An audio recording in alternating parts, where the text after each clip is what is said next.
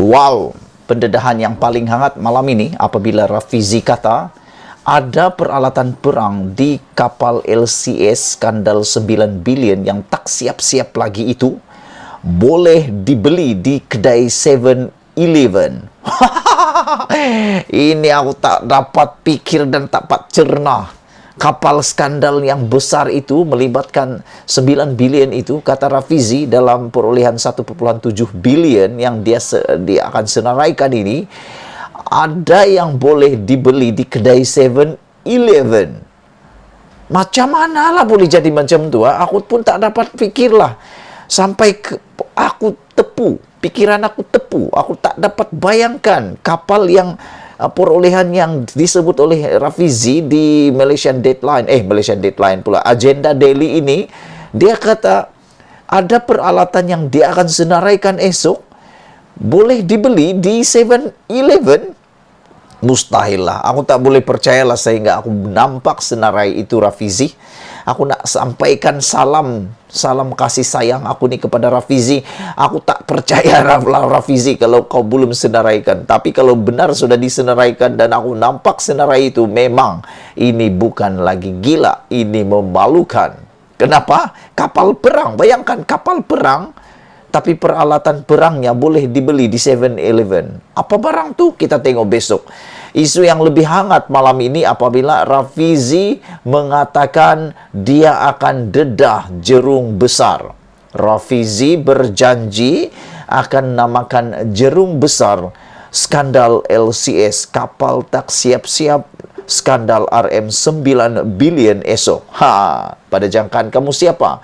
Di dalam Malaysia kini, tajuk utamanya Rafizi namakan jerung besar skandal LCS esok. Tapi di Agenda Daily, tajuknya lebih pedas, lebih hangat, lebih hot.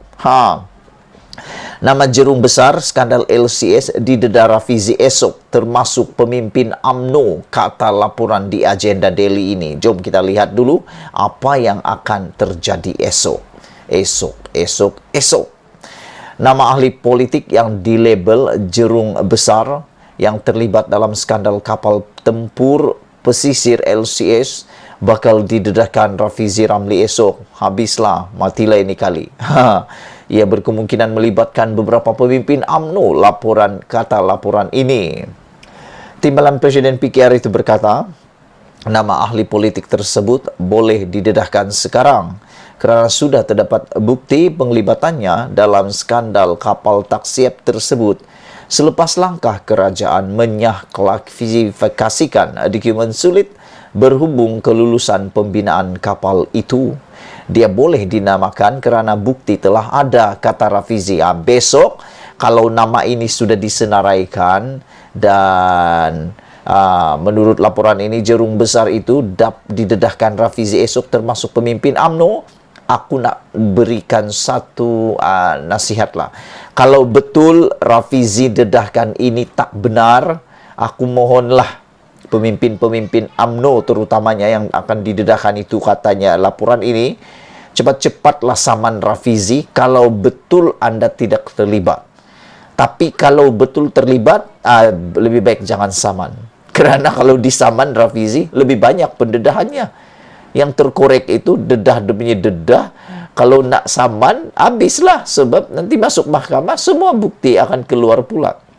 Jadi aku fikir, kalau orang itu memang tidak bersalah, apa takutkan? Apa takut bosku? Saman saja Rafizi. Tapi kalau tak berani saman Rafizi, itu maknanya apa? Memang dia takut sebab dia ada terlibat. Kerana kalau masuk saman nanti, semua bukti akan terdedah pula di mahkamah. Lain pula ceritanya kan. Nak saman, akhirnya sendiri pula terkantoi. Begitulah ceritanya.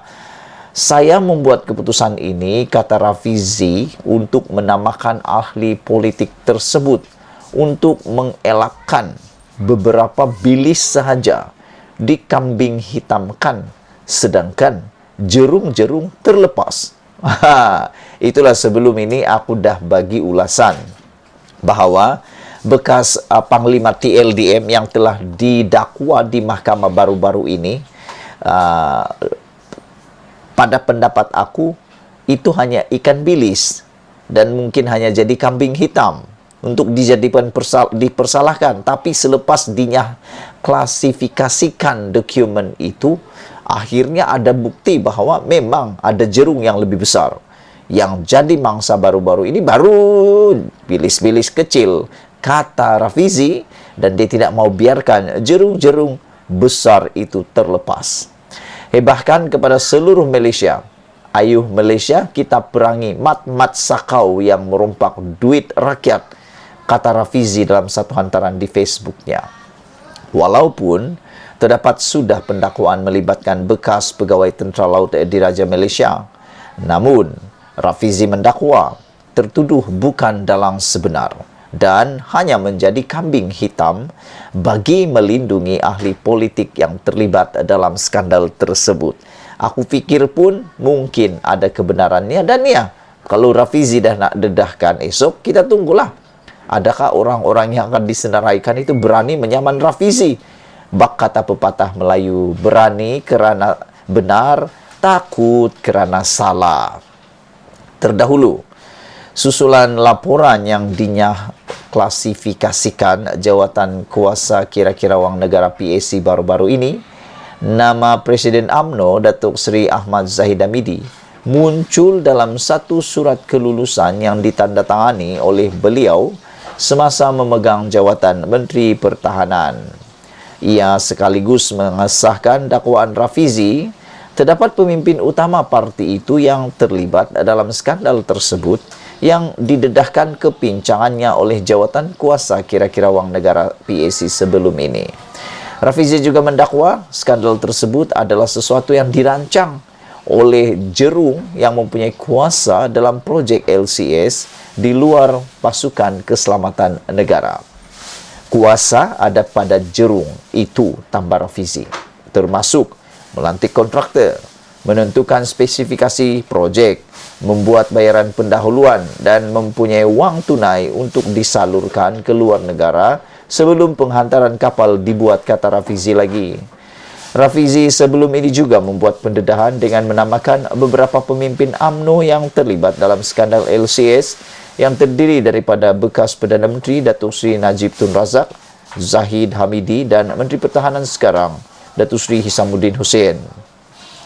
Untuk rekod, pemberian kontrak pembekalan 6 kapal LCS itu diberikan ketika Barisan Nasional BN, iaitu UMNO, memerintah, iaitu bermula dengan surat anugerah pada 2011 disusuli penyerahan kontrak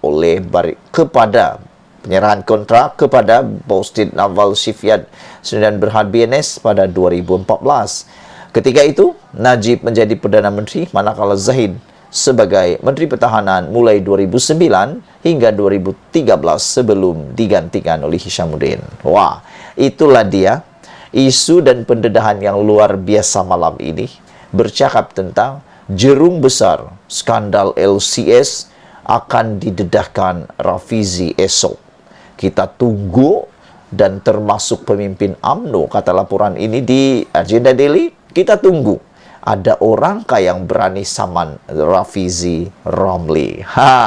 Malaysia kita punya, kita jaga sama-sama cintai Malaysiaku. Kita jumpa lagi, bye-bye.